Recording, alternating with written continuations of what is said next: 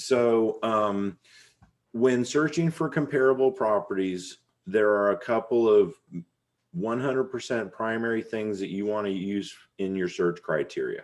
Okay. And so the first thing is location, location, location, location.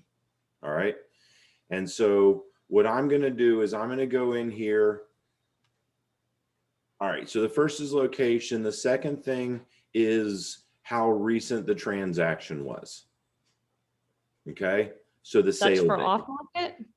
Well, when you're searching for comparables, what you're doing is you're searching for sold properties. Correct. I thought you're supposed to add some active in there as well, right? No, that's a CMA. That's a comparative market analysis. But when you're actually searching for comps for evaluate to create an opinion of value, you only use properties that have sold.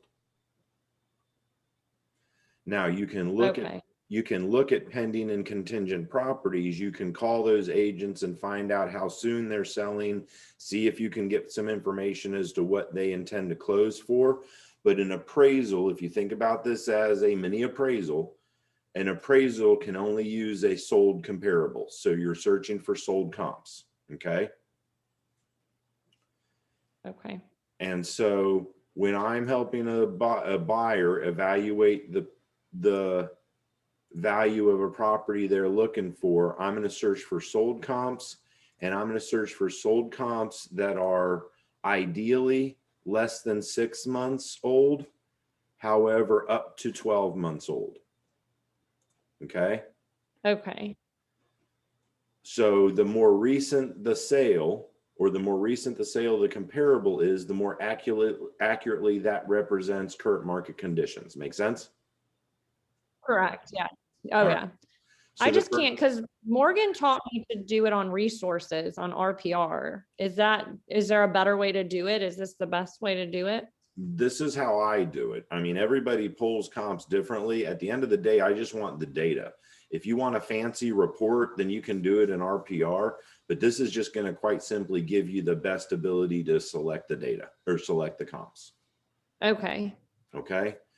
And so criteria number 1 is location. Criteria number 2 is sale date. Criteria number 3 is square footage. Criteria number 4 is age. Okay. Okay. So those are the primary search criteria that I'm going to use for a property. And then of course, similar property type. If you want to put a 5th criteria in there, it'd be similar property type. And so first, let's take a look at, let me do this. All right, so 403 CMAs.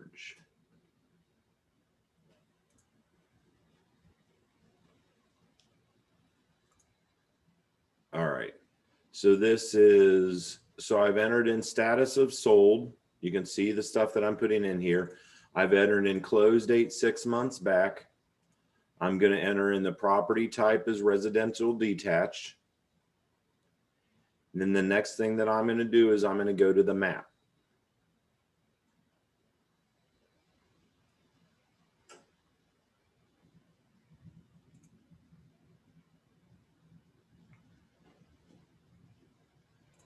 All right, so I'm going to put in here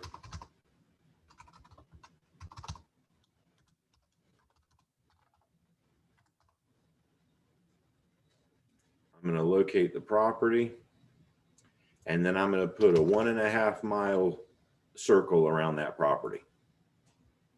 Okay. So doing that is going to limit my search to a 1.5 mile radius. Now I always start at 1.5 miles. If there aren't enough properties to look at, then you can extend that out to about 3 miles. Okay. That makes sense. All right. So the next thing that I'm going to do is I'm going to look at approximate square footage. And so this particular property, approximate square footage is 1,025 square feet. And so I am going to use plus or minus 20%.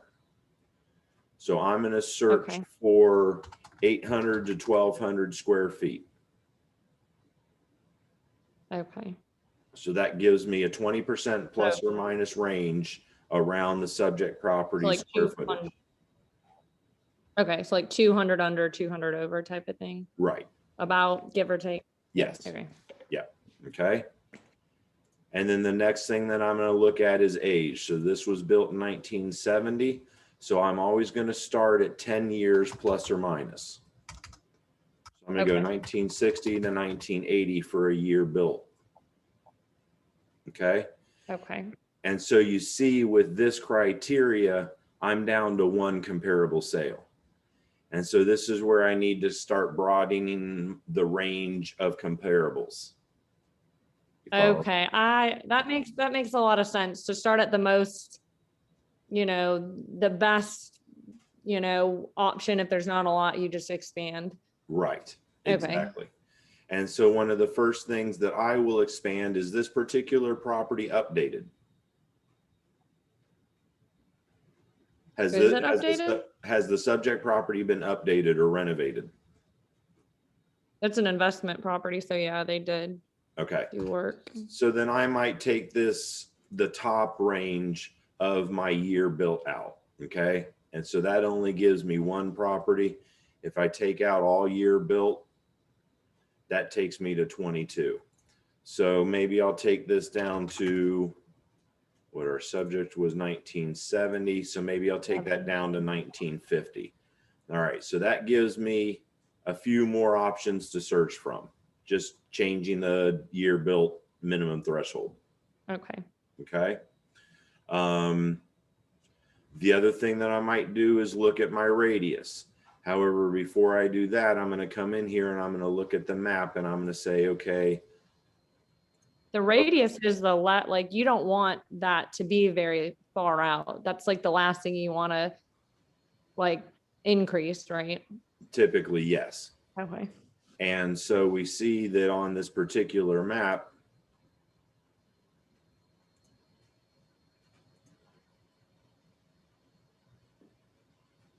so this property, where is this property? It's over by off of Blue Angel. Or no, sorry, that's my open house today. I don't know where that one is. CMAs. It says minutes from downtown. Here we go. All right. So it's by downtown. Lane. All right. So CMAs Lane is right here.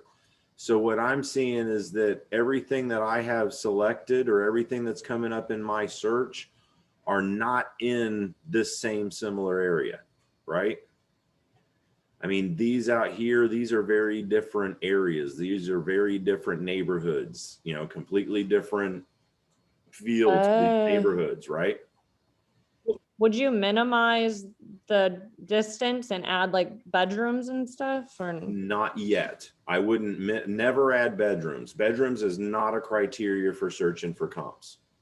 Okay. Okay. So the first thing that I'm going to do is I'm going to go into my dates and I'm going to say, okay, let's go back to 12 months out. And so if I go to 12 months out, that's going to tell me if I get any in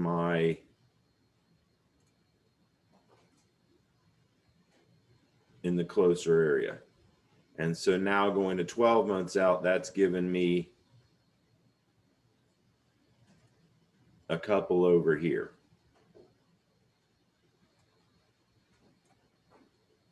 Okay.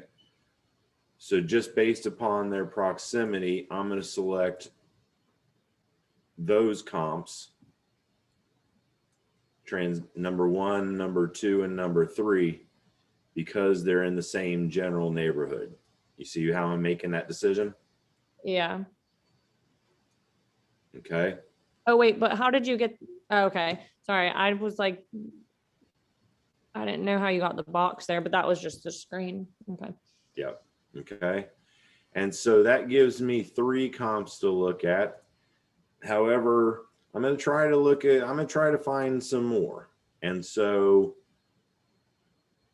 one of the other things that I might do is see, okay, if I take this up to 1,500 square feet, that makes a big jump, right? Oh so gosh, yeah.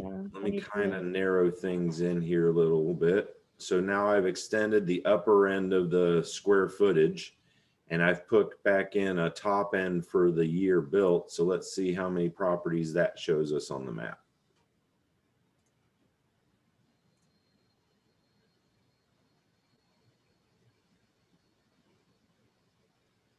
Look, now we're getting a couple more comps in the neighborhood. And that's why location is the absolute most important component when you're running comps. Okay. And so I'll go back in here. I will sort these by subdivision just so that it groups them all together on the map. And then I'm going to go back in here and I'm going to say, okay, when I'm looking in this particular area, transaction number 22, just from a location perspective, that certainly seems to be an option, right? And then we look at. Is that, where's the comparable property? I'm sorry, what's that? Where is this, like number 22 out of however many there are? Yes. Like that, okay, okay. And so what I'm doing is I'm using these select boxes over here to select the ones that I want to draw my attention to. And so I'm going to select number 22. I'm going to select number 5. I'm going to select number 4. I'm going to select number 8. Where is the comparable or the subject property on here? Hold on just a second. Okay. I'm going to do number 7. I'm going to do number 3. I'm going to do number 1. I'm going to do number 2. Okay.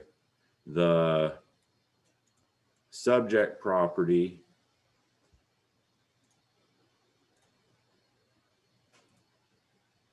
is on Seamarge Lane, which is this street right here. Oh, does it not list it? Because it's not a sold property. I just figured since we're in the like search for a comp that it would like tell you where that is. Well, it's because we're only looking for sold status properties. If I add active,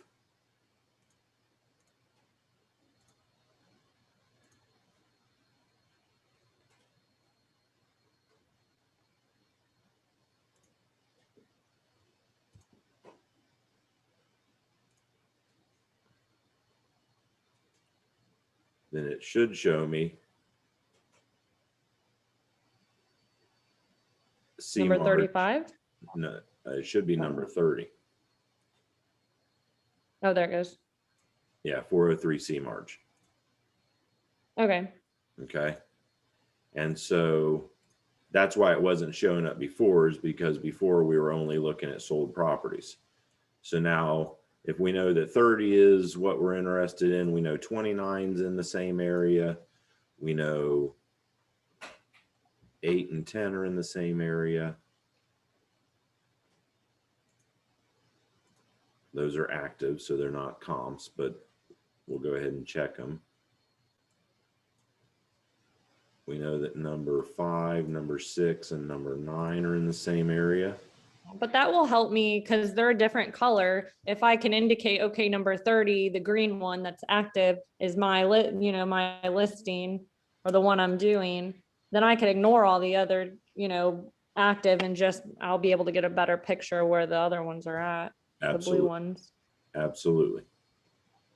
Number 1, number 2.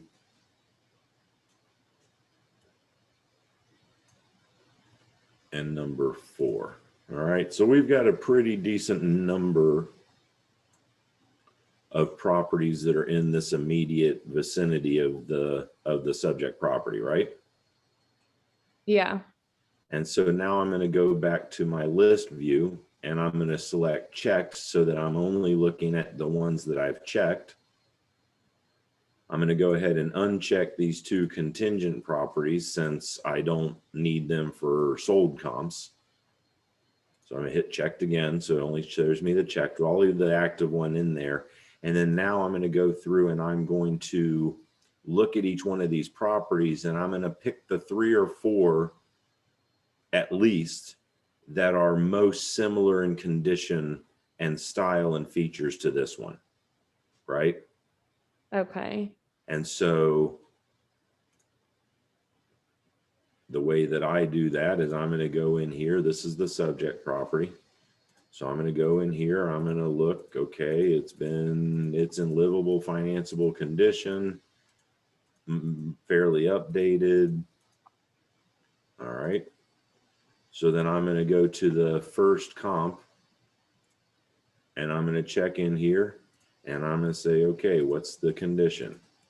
Livable, financeable, not as updated, but still livable and financeable, right? Correct. And so I'm going to make a mental note of number 8. And then I'm going to go to number 7. I'm going to say, okay,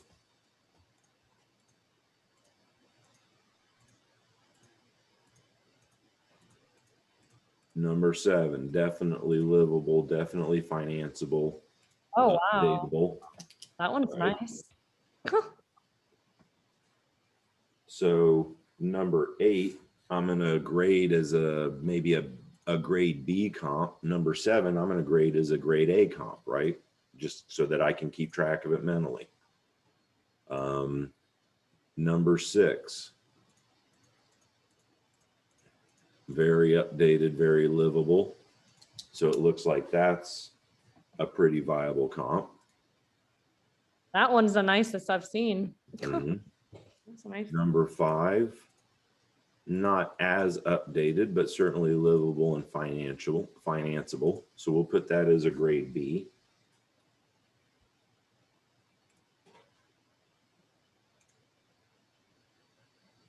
Number 4, grade B, livable, financeable, but not updated. Oh, that's Tom's listing. Huh, that's funny. So do you see how I'm going through this process and kind of determining how similar the properties are to my subject? Yes. I'll probably put that as a B plus, maybe an A. Take a look at number 2.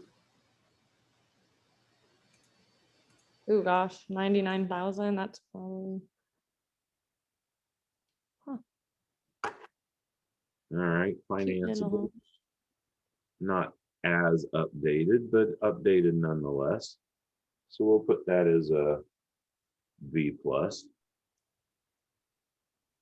And then number 1.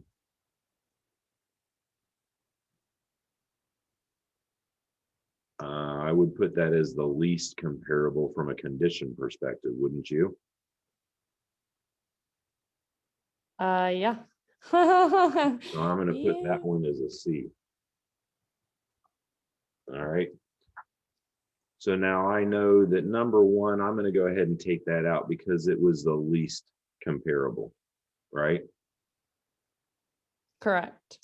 And so if I go ahead and show checked, now I've got these. Now from this point, you've got a couple of different options. From this point, you can just show them a summary report. And the easiest way to do that is to just go into the CMA summary. And that will just quite simply show them a grid of the list price, the sale price, and the sale price dollar per square footage. Okay. And so this shows me that the subject property is currently listed at 126 a square, and the neighborhood properties, the comps, have sold for between 91 and 131 a square.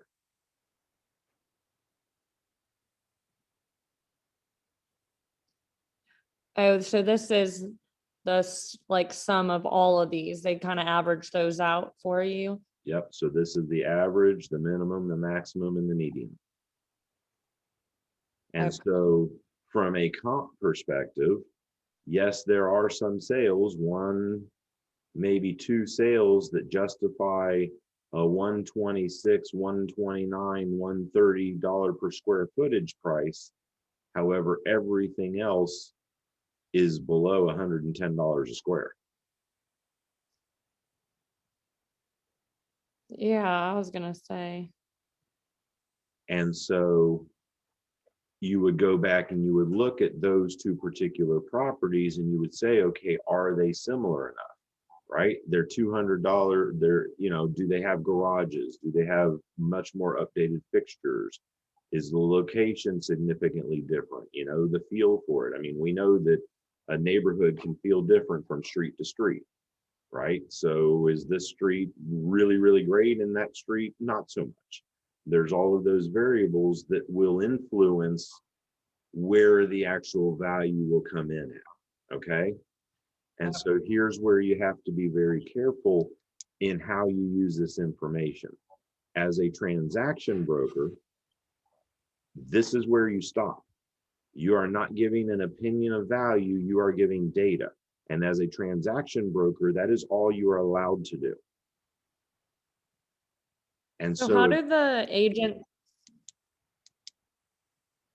agents that work with investors, how then do they do that? Because I know quite a few that don't just hand this sheet off. They this is what I think they do the math, they do the equation for equity, and then they give them what they think the value of the property, what they should list it for. Is that different than what you're saying? no, anytime. So as a transaction broker, you can provide data, you cannot give an opinion. In order to give an opinion of value, that requires you to be a single agent. And so if you are not a single agent and you are giving an opinion of value, that is putting you at risk from a liability perspective. Okay. Because you are legally not supposed to give your opinion of value as a transaction broker, because that could be detrimental to the seller. Okay. Now, can you give a potential seller, an opinion of value on their own property? Yes, you can. However, as a transaction broker, you're not supposed to. You're supposed to reserve that for single agency representation. Okay. As a buyer's agent, that's one of the things that I do in my buyer consultations. I explain to them, as a transaction broker, this is all you get. I will give you the data and I'll happily give you the data. However, that's all that I am able to provide you. As a single agent, when you sign a buyer brokerage agreement, that's when I do my opinion of value. And in order to do an opinion of value, then that's when you go in and you make adjustments to the comparables based upon the differences between those properties and the subject property. And that's when we get into an adjusted CMA. Okay. Okay. All right. That makes sense. Okay. I really honestly that cleared it up for me. Okay. So I appreciate that. So when you're searching, just make sure that you're very specific. You don't search for bedrooms. You don't search for bathrooms. You don't search for pools, right? Those are all features that you search for when buyers are looking for something to buy. When you're evaluating property, you keep your criteria to what's fundamentally important, which are property type, location, age, square footage, and sale date. And then make adjustments to the comparables to figure out where your subject property would fall in line. Okay. Make sense?